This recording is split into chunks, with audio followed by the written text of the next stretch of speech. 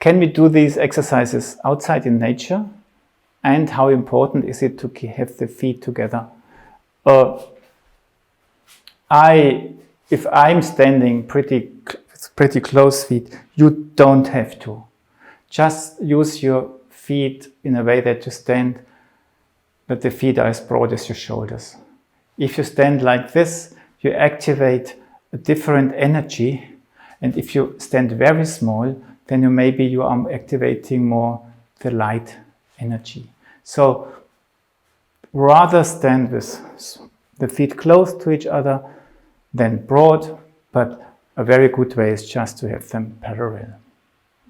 And doing eurythmy outside, I have a lot of friends who do it. Even clients come back and tell me it's so great to do it outside. So if they say it's great to do it outside, can't be wrong. But in a way, if you do it with nature, you must be aware that you are not alone. So it's a sort of communication with what is around you. And that's different from if you just do it for yourself.